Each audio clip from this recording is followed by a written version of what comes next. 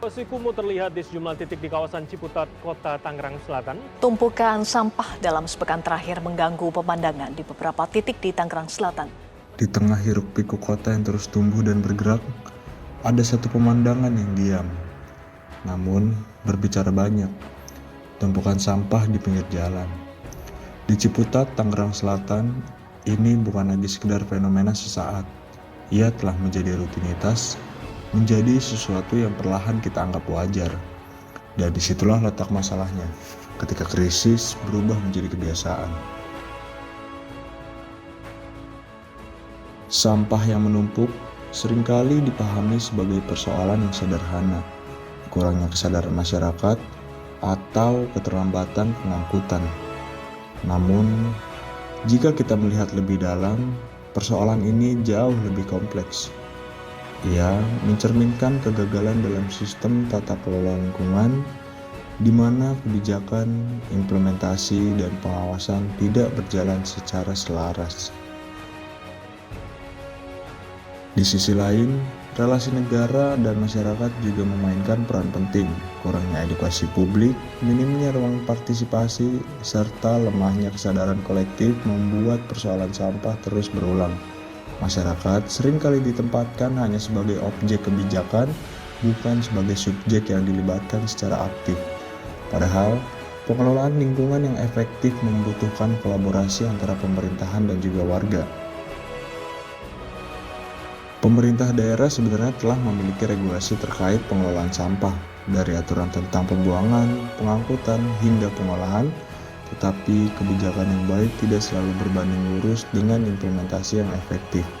Keterbatasan infrastruktur, minimnya fasilitas pengolahan, serta sistem pengangkutan yang belum optimal menjadi faktor yang terus memperparah kondisi ini.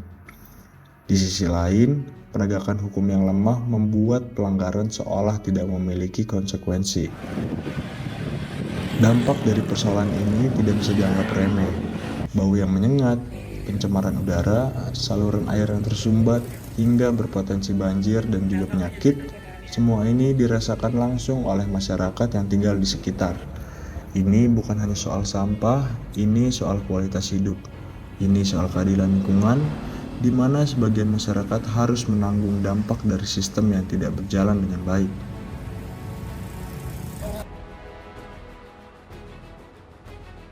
Dalam kajian politik lingkungan, persoalan ini tidak bisa dilepaskan dari bagaimana negara memposisikan lingkungan dalam prioritas pembangunan. Ketika orientasi pembangunan lebih menekankan pada pertumbuhan ekonomi dan ekspansi wilayah, aspek ekologis pun sering kali terpinggirkan. Lingkungan dipandang sebagai objek yang bisa dieksploitasi, bukan sebagai sistem yang harus dijaga demi keberlanjutannya. Inilah yang kemudian melahirkan kebijakan yang tidak sensitif terhadap dampak jangka panjang. Pertanyaannya, di mana peran negara? Apakah kebijakan hanya berhenti pada dokumen formal, ataukah benar-benar hadir dalam tindakan nyata? Tanpa komitmen politik yang kuat, kebijakan lingkungan hanya akan menjadi retorika tanpa dampak. Perubahan harus dimulai dari reformasi tata kelola. Pemerintah perlu memperkuat sistem pengelolaan sampah yang terintegrasi, mulai dari hulu hingga hilir. Edukasi publik harus diperluas, partisipasi masyarakat harus diperkuat, dan penegakan hukum harus dilakukan secara konsisten.